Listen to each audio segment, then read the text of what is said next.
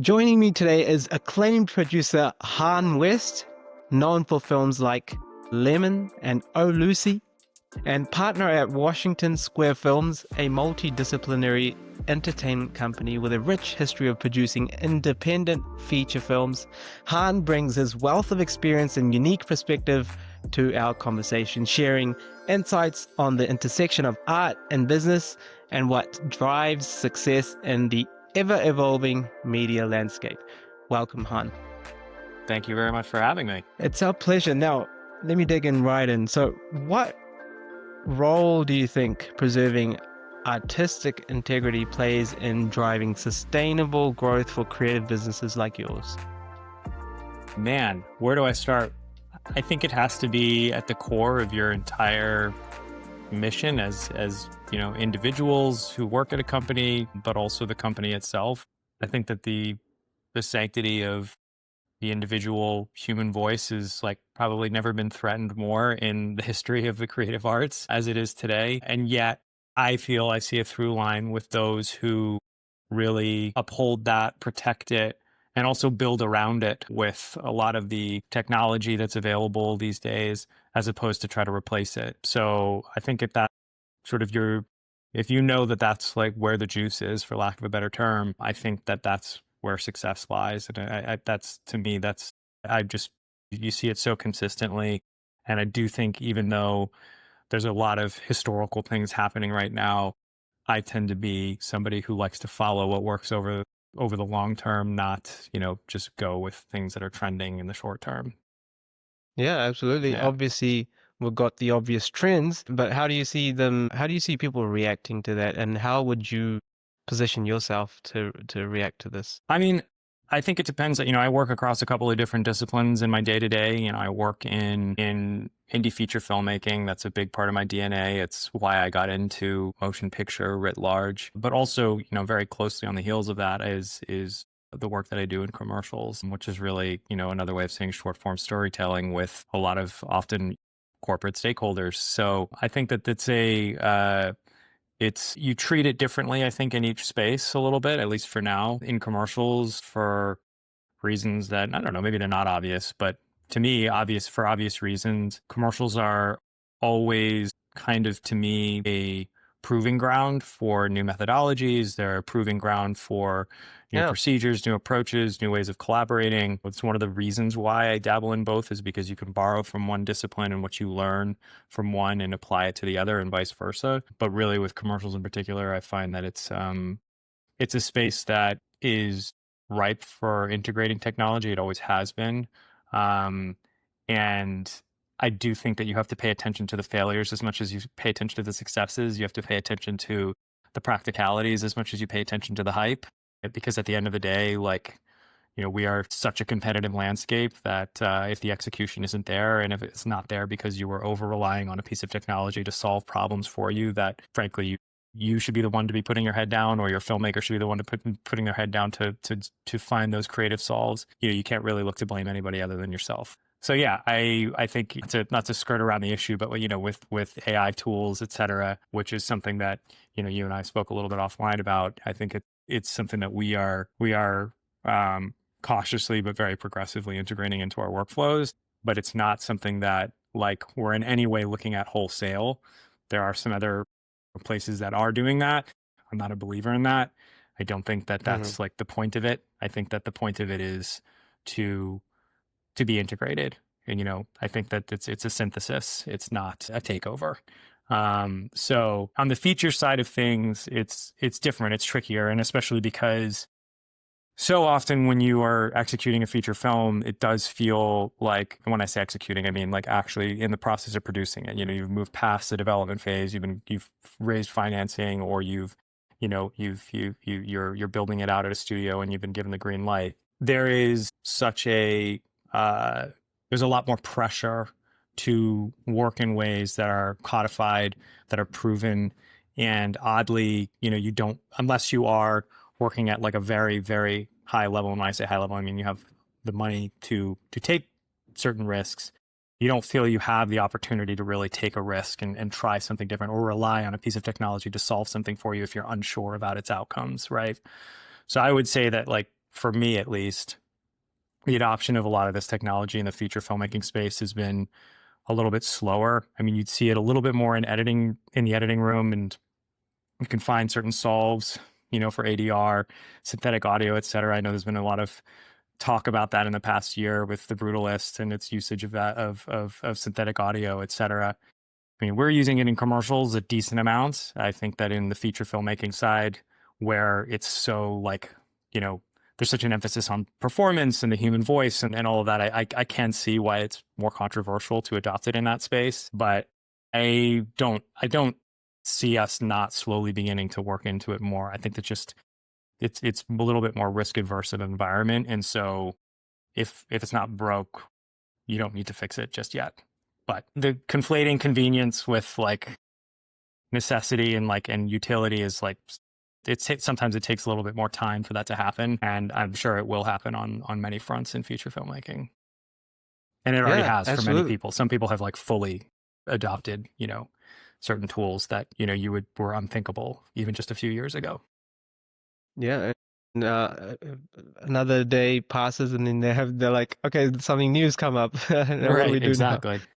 Yeah. It's just evolving so quickly. And I found it interesting how you mentioned commercials are almost like a testing ground for you, right? A creative testing ground for you. And I used to find uh, uh, music videos used to be a hyper testing ground.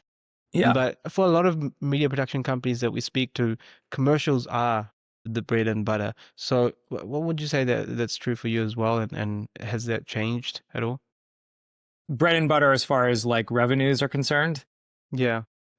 Yeah, I would definitely say that commercials for Washington Square Films and, for me personally, even before I joined the company, I always was sort of dabbling in both. Dabbling is probably too light a word. I was always working pretty much full time in both. Commercials are, a great way to earn a living, to keep the knives sharp, to meet a lot of different people. I think making commercials, you'll meet 10,000 craftspeople a year, and making a feature film, you might meet 500 a year. And so like it's a very different scope of like exposure. So not only do you get to meet a lot of people, get in a lot of reps in terms of execution, where you start with a couple of words on a page, turn them into storyboards, put the shoot together, shoot it, edit it, finish it, deliver it.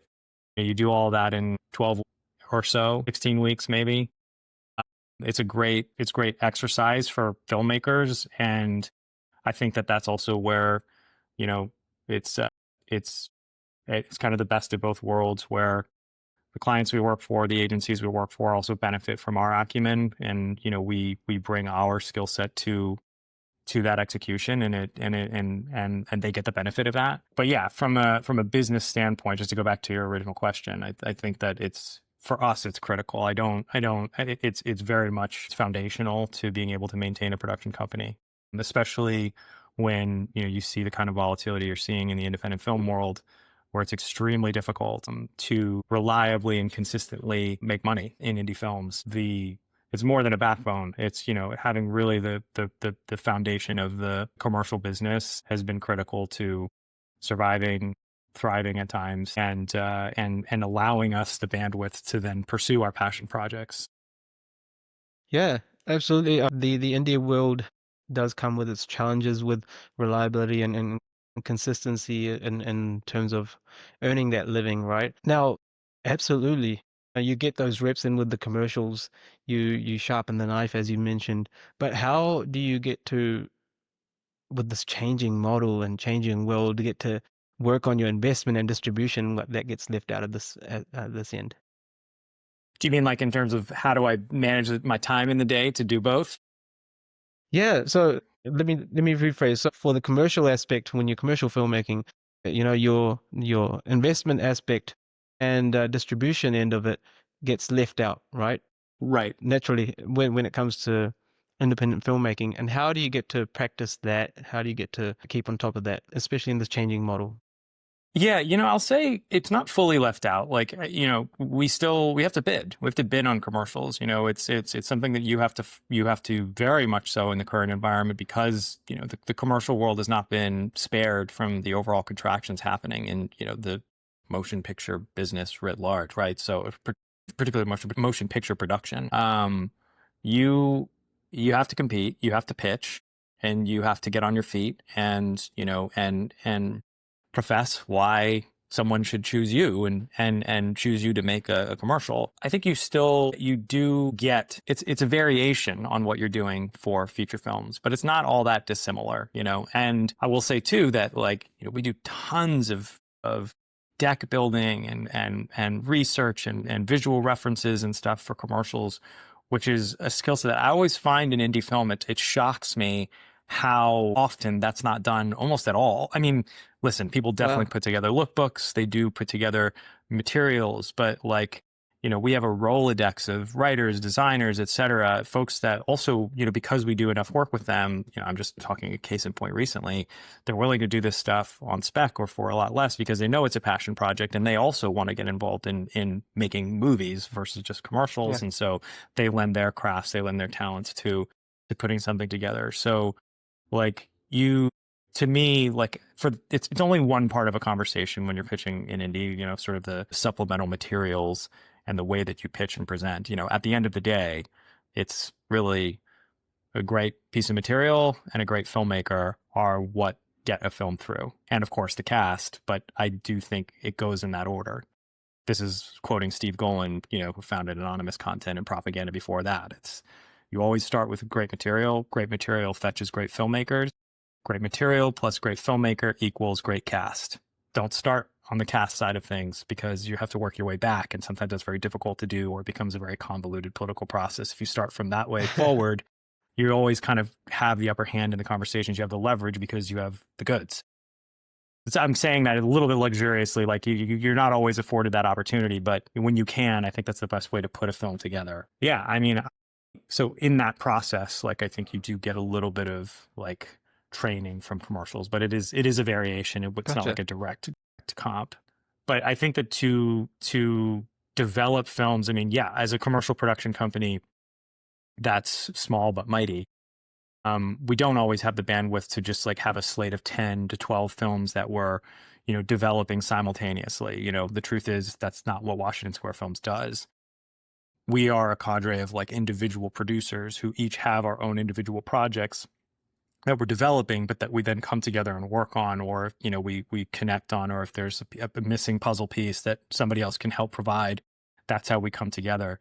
It's not like a formal unified, like, slate that we're keeping at all times, and maybe that puts us at a disadvantage compared to other, like, straight up independent film companies. I mean, I know other, I won't name names, but other companies that are independent film, truly just indie film companies, they have to maintain a slate that large for many reasons, also for economic reasons, because these days you can only take so much in fees out of an indie film. And so you kind of have to maintain a slate that large just for the sheer numbers game of it all, so that at least 2 or 3 of them are going at any given time. You're getting revenues from those films that are going.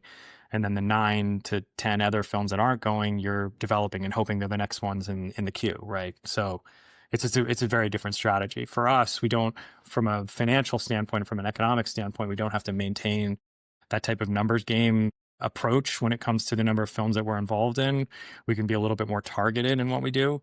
But I think if I had to say there's a downside to it, the downside to it is that maybe you lose a little bit in terms of, like, the market intelligence that you gain, and sort of the general overall, like, industry intelligence that you build from having 12 films in your slate, because you're talking to agents, you're talking to talent, you're talking to people all the time. You have your finger much more on the pulse of, like, the day-to-day of what's happening in the, capital I independent film business. And so you're going to be a little sharper there. For me, I'm coming in as somebody who is not working on this full time, but doing what I can to read the trades, talking to other producers, getting the lay of the land. But certainly I'm not like, I don't have, like, a Christine Vachon level of, like, sharp up to the minute acumen on what's going on out there. So that, that's probably more than I should confess, but it is true, and probably obvious enough for anybody who looks at my schedule and it's like, well, there's no way you could be doing both at the same time, like, 100%. So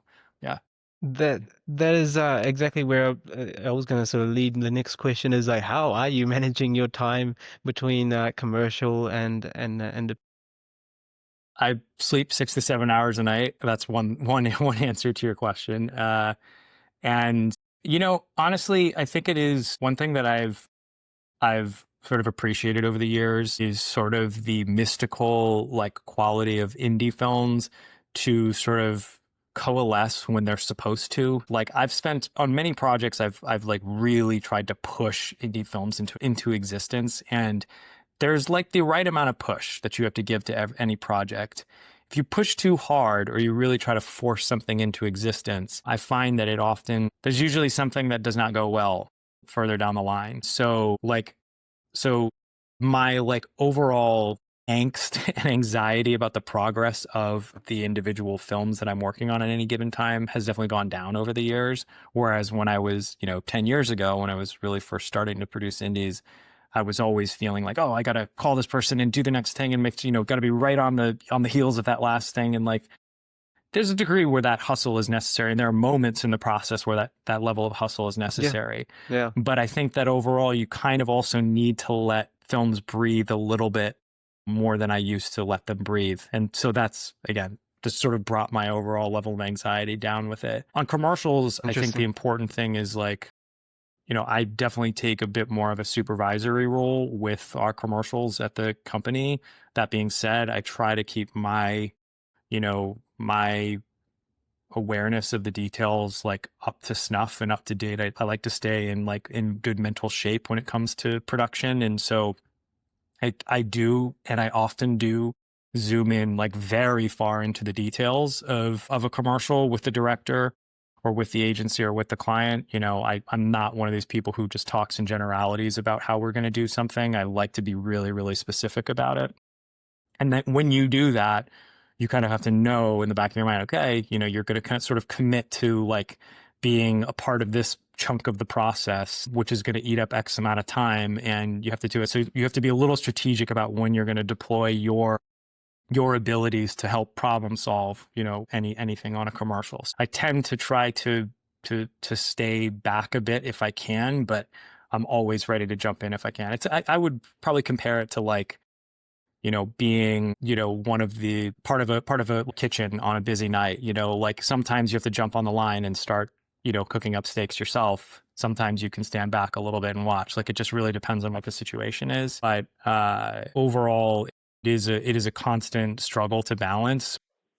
I think sort of knowing and being diplomatic and careful about when you are kind of committing to zooming very far into something is really the key, and making sure that as best you can, that those sort of line up with each other in terms of your time. I hope that wasn't like too esoteric of an answer. No. I mean, I'm dodging it a little bit because I would say that like in general, I'm always figuring out. I don't think that ever will stop. Yeah. I think this business is so circumstantial. You might think you've got like the whole system down pat one day, and then suddenly this massive project rolls through that takes up, all of your brain power to figure out. And like you suddenly just, I'm eating my own words, and I'm actually, not being sort of more high level in the way that, you're on paper, you're supposed to be. No, I understand, and that's the nature of our business, as you mentioned. We're in the business of staying in business almost sometimes. Right. And I want to just zoom in a little bit. What are some of the most important metrics for you today, and with regards to the business in Washington State Films, and also how you want to let it grow and breathe? Yeah, I mean, again, I'd have to speak to it, and I'm a Gemini, so I'm always two personality, and I guess that's suitable for this conversation. So I'm going to have to break all of this down into like the two categories of indie film or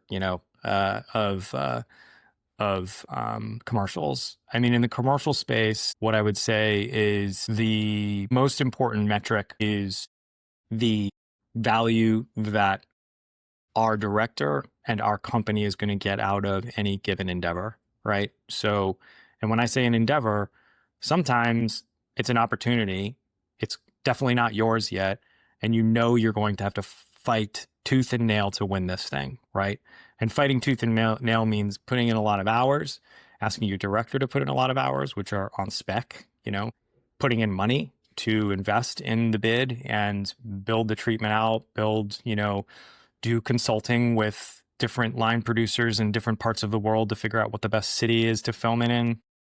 Sometimes we throw in extras, like we do an animated like rip-o-matic, or sometimes we've even put together like thumbnail storyboards just because the director really wants to make clear the way that they see that this works, with like kind of measure whether or not we're going to invest in these things. And I mean, that's one of the nice things about being in a company like Washington Square Films, where it isn't, we are small but mighty, but we're also not like a teeny tiny bedroom production company either. So there is like a little bit of a war chest that you can deploy for any given, business proposition. So there are bids like that, and there are opportunities like that in commercials where you're going to have to fight for it and put a lot into it, but the risk reward is there, right? So it'll probably be for some job that's, that's going to be big and very profitable, or it's a job that if you win it, you'll have that account for a few years because they tend to stick with the same director over or the same company for a period of time.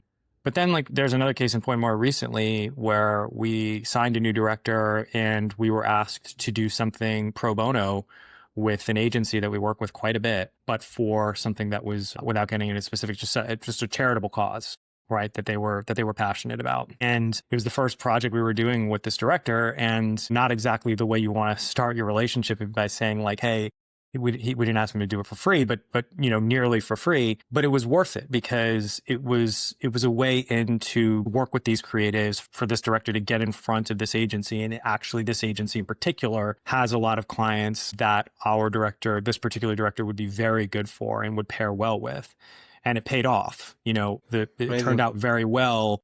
The director really did get to know the creatives well, and as it turned out, not only for production, which we were a part of, and our director directed it, but a lot of other great post-production companies. If you could name the top 3 post-production companies in the country right now, one of those 3, did all of the post on it. So like we were in good company, if that makes sense. So it was a very, and we not only didn't make money on it, we had to put money into it. Not a lot, but we certainly did not make anything from it and went out of pocket. I'll place that bet all day long without hesitation. It was 100% worth it. I would do it again in a heartbeat. But Amazing. I think that's something, it does take a little time and experience to evaluate those positions, those opportunities, and figure out for yourself whether or not it makes sense. I think somebody just as easily, and I won't deny, when I first heard about it, I was like, ugh, they're trying to take advantage of us and, leverage the relationship, blah, blah, blah. And it's like, no, at the end of the day, it was an equal trade from both sides. They got something out of it. They got something great out of it. We got something great out of it. Amazing. That's a great lesson for still upcoming filmmakers, directors, producers on striking that balance and that experience, having that experience to know when to take that job, that pro bono job, that free job, and when to say no. It isn't easy, but I think with experience, even with your experience, you still have to do it, right? That's a great lesson. And I think also one thing to say about opportunities like that, especially for younger people coming up, is I do think there are some rules around that, right? So like in this case, when I say pro bono, I mean it's pro bono for us as a company, right? So we're not making anything.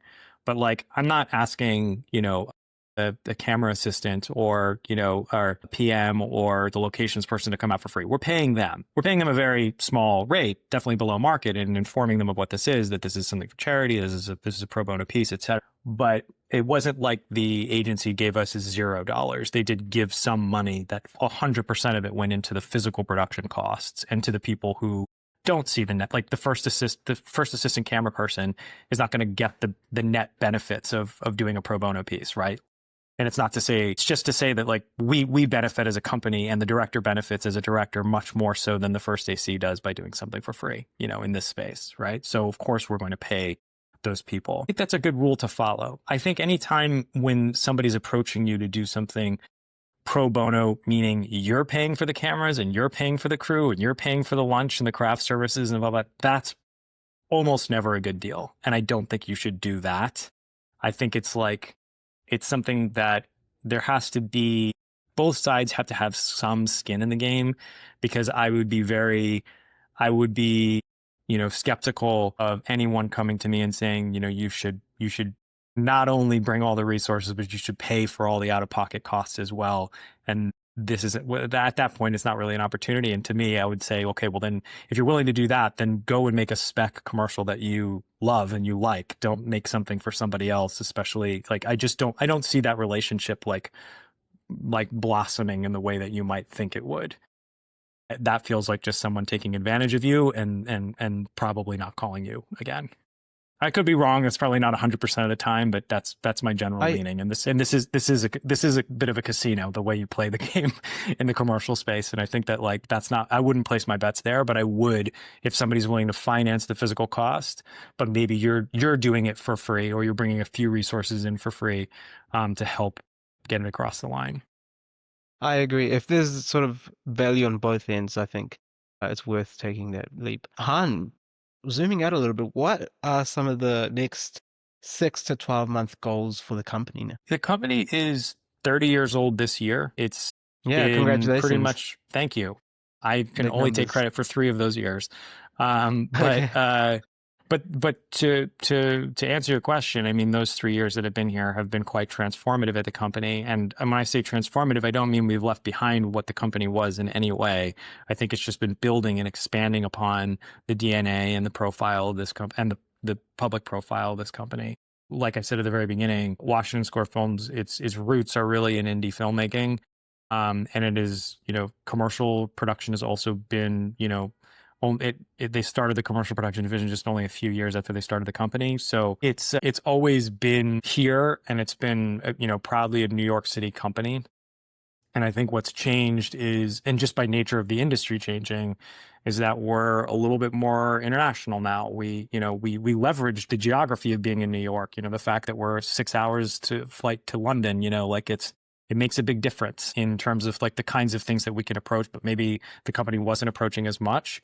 My background is in international production services. That's where I really cut my teeth. When I first got out of film school, I did a lot of line producing in that space. So, all the contacts and network that comes from that aside, it's also just like a way of talking and a way of like being able to work with other service companies overseas that I think, that has really expanded for us as a company, building partnerships with overseas partners and allowing us to do more in more places and have a competitive edge. That gives us a lot of a competitive edge. So that's like on the execution side. But on the creative side for us in terms of the commercial side of the business, definitely, I think our roster is small compared to a lot of other commercial production companies.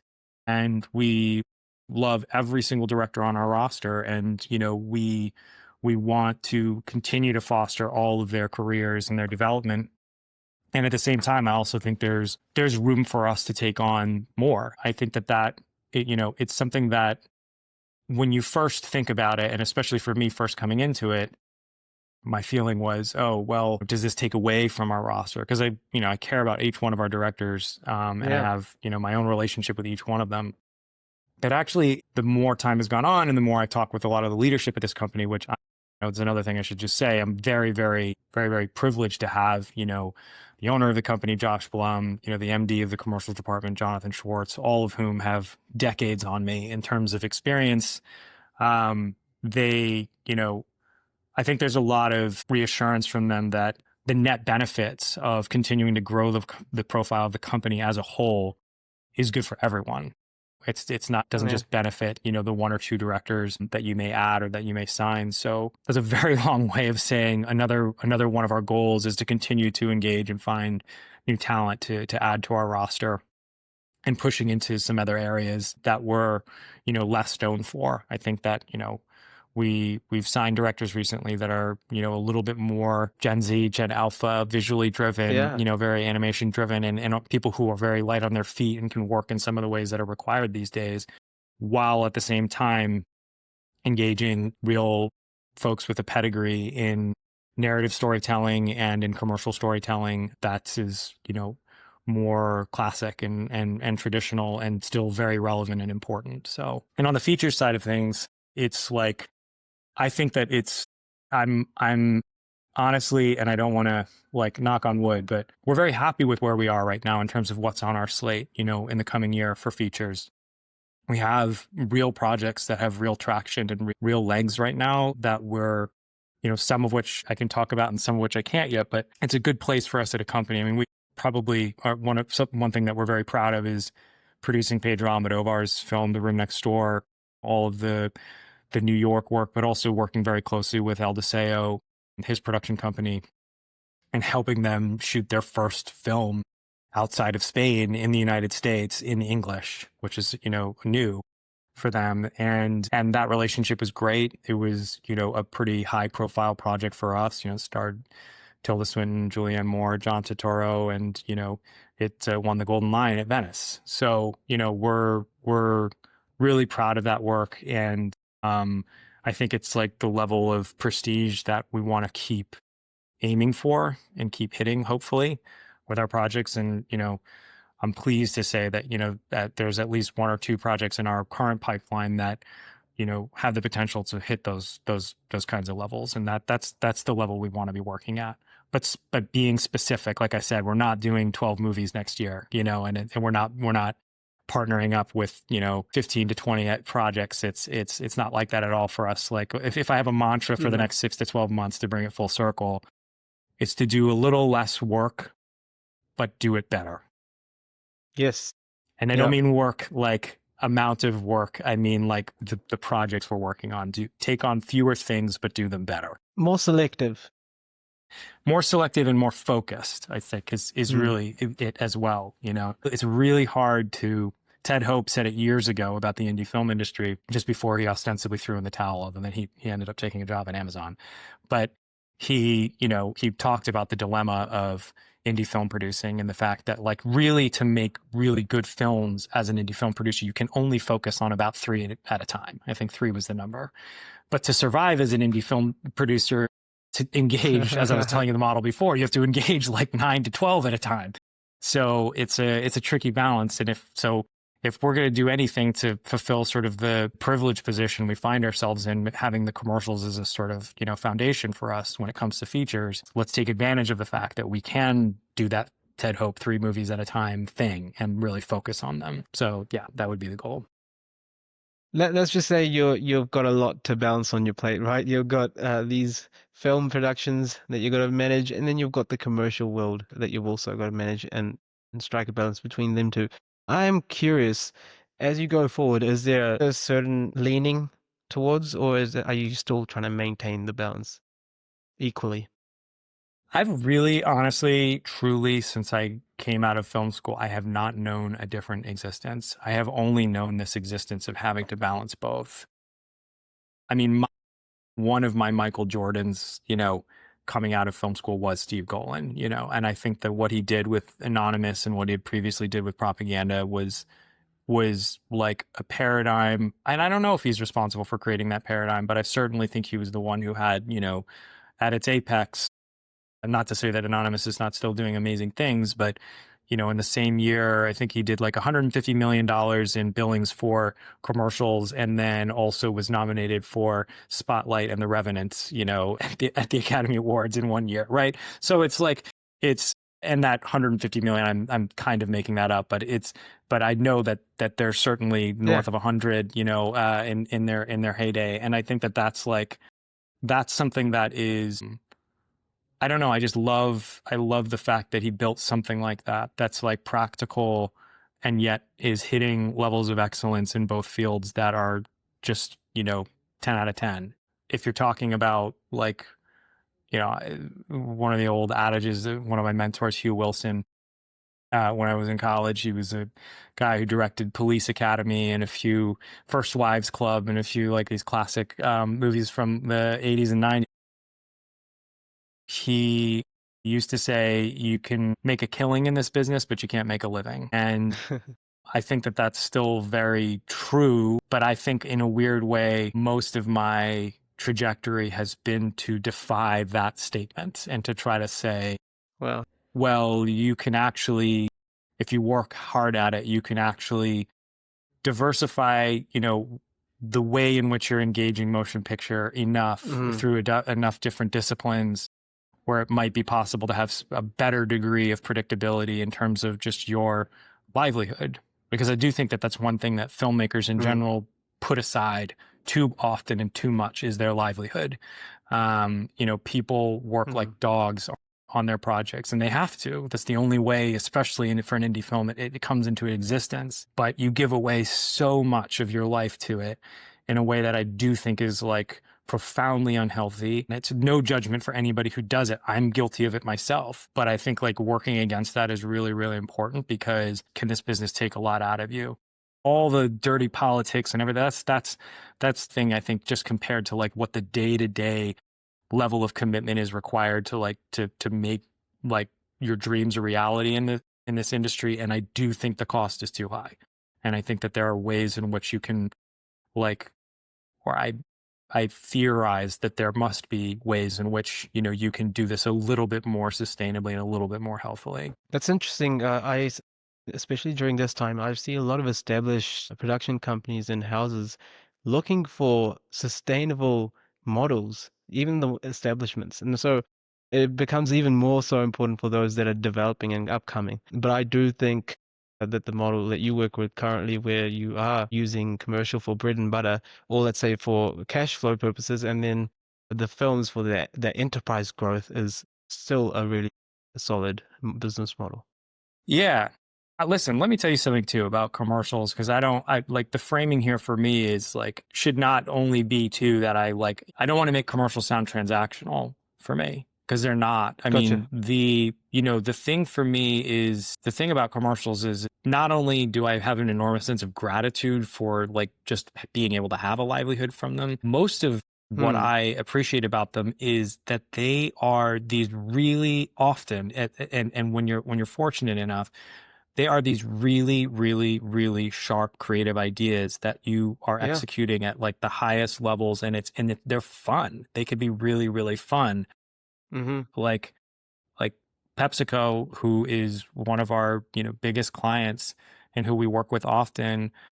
Like the amount of ingenuity that comes from them and their agency partners, especially Slap, who's headed by Matzi Itzkoff and Jerry Graff. Like the ideas that they come up with are incredible, very, very challenging from a production standpoint, and so really, really satisfying to work on. We've taken over a stadium with 80,000 people in it, and had David Beckham appear in a VIP box down by the pitch and ask anybody in the crowd if they have Lay's, and had 16 cameras search the crowd to find somebody with Lay's. And when we found somebody, we brought them down to the box to watch it. And it was like months of planning, a coalition of UEFA, of AC Milan, where we shot at the San Siro, so it was AC Milan, that club. PepsiCo, the local production service company, us working for all this time, an incredible production to be a part of. Like the bread and butter of it aside, it was one of the most gratifying things one of the most satisfying things I've ever been a part of, one of the things I'm most proud of.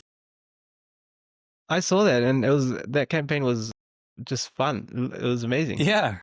It's really fun. And we've done like 9 productions with them at this point over the last few years. And all of them have had some version of that, to varying degrees. I mean, San Siro was definitely one of the most intense, but we've done a lot of cool stuff with them, and a lot of cool stuff with other agency partners and client partners that, it really is an opportunity that's more than just about the money. It is often, like I said, a place to try something new. And also, especially when you have good partners, they want to try something new. They want to go for it. They want to take the risk. They want to like push the boundaries and get something out there that turns heads. And that's an exciting thing always to be a part of, especially when you've got sort of the backing for it. So yeah, I just want to make that clear that like I don't see Absolutely commercially, it's not at all transactional for me. The benefits of it are countless, and including like a lot of creative satisfaction for me. Yeah. And if you don't have alignment in these sort of things, you get torn up and washed out. So you have to enjoy this business in any ways. Totally. Fun. What is priority number one then?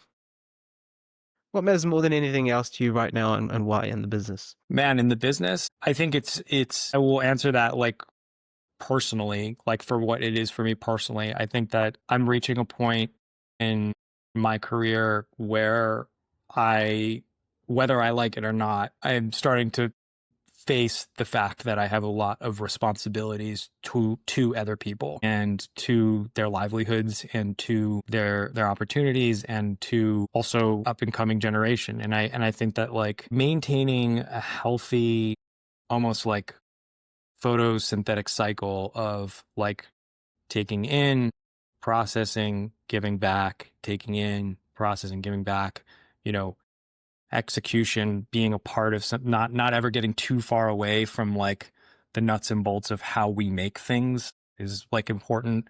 But at the same time, I also know that like I have to, you know, if you're down below deck fixing, you know, the rudders, the ship might be, you know, about to hit a rock, you know, like an iceberg or something. And you have to make sure you're like aiming in the right direction, at least generally speaking, right? So, you know, without sounding too like bloated and conceited, like I do think it's for me recognizing the places where I am responsible for other people's livelihood is a big priority for me these days, and thinking about how I can make people firstly like feel secure in working not just this year, but for the next 3 years, for the next 5 years at this company or with this company, whether they're my staff or the people who we could partner with. But also it's making sure that they feel satisfied in the work that they're doing, you know, that this business can chew you up, and like that they know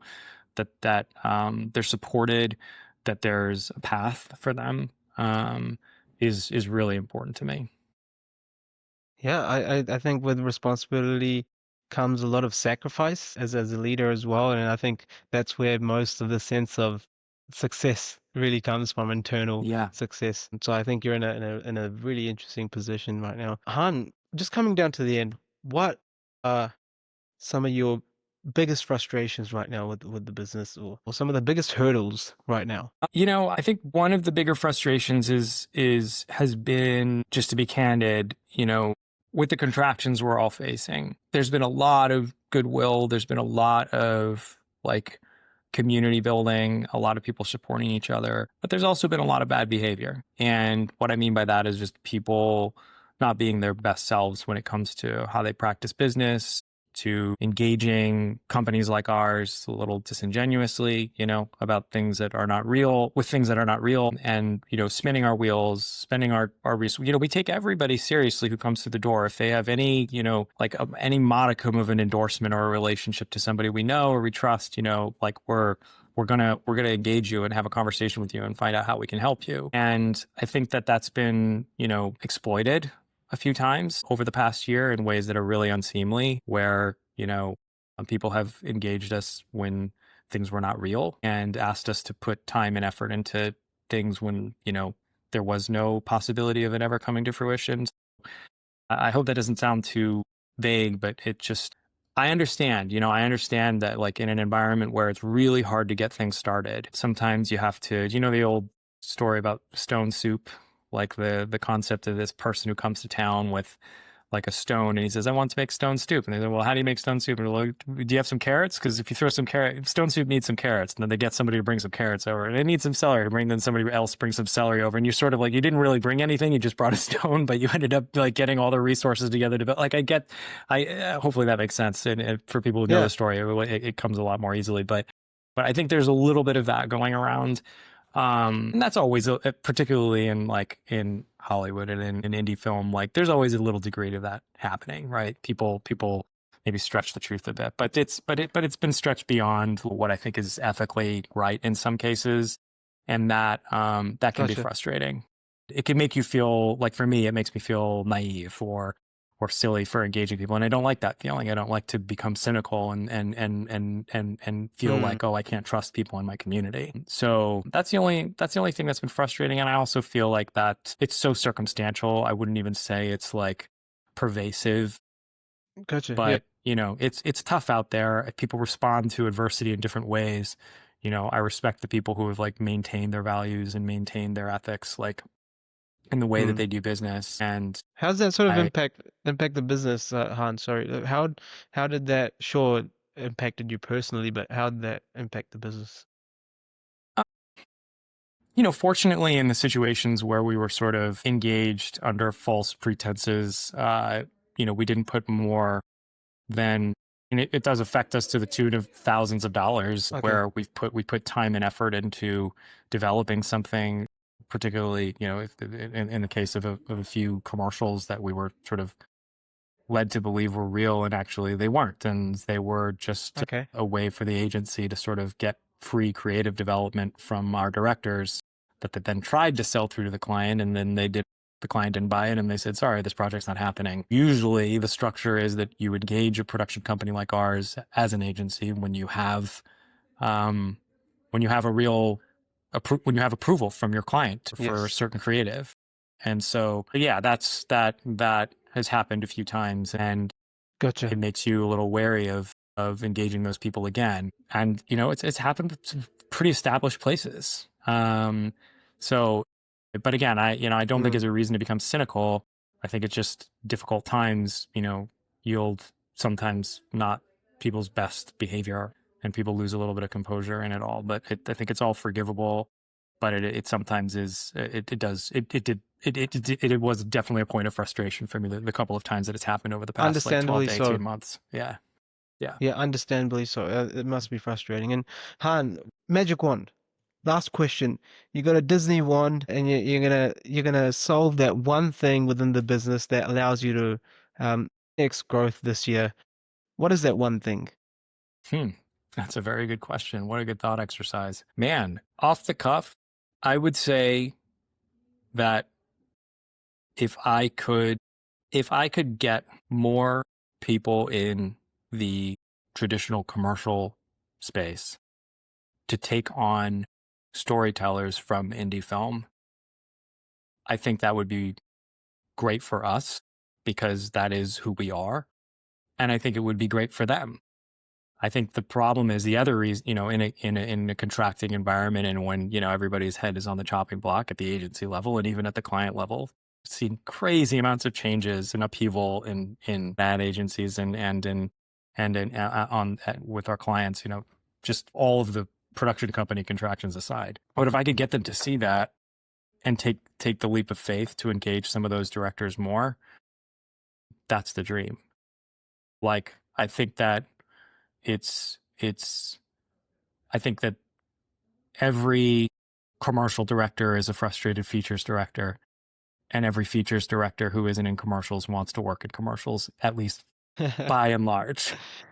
And it's confounded me why those dots aren't connected to it. Not really confounded me. I know why. I mean, I think that it's hard to sell somebody through to your client when, they don't have a commercial reel and they haven't done it. But it's if some of our clients had the faith to know that, hey, listen, you've got us as a company to help take the voice of this director and put it through the commercial process that you and I are very familiar with, but we can lead them through this, and the yield from that will be their voice in this work, and it will sing, and it will be different, and it will feel different.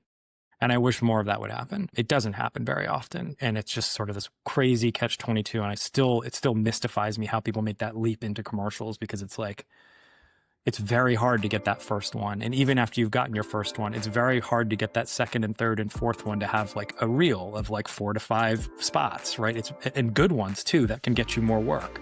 It's so tricky. And I don't know. I think, hey, listen, if everything's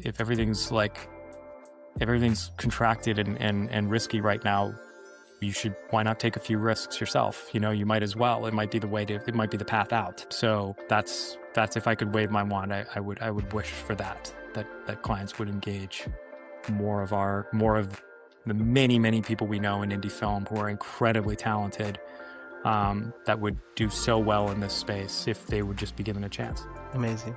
Thank you so much, Han. This has been lovely. This has been a journey of reflection, how you are developing personally, how you're working through survival and taking on a lot of responsibility this year. So this has been lovely. Thank you so much. Thank you so much for having me. And this is a great conversation, and I really appreciate it.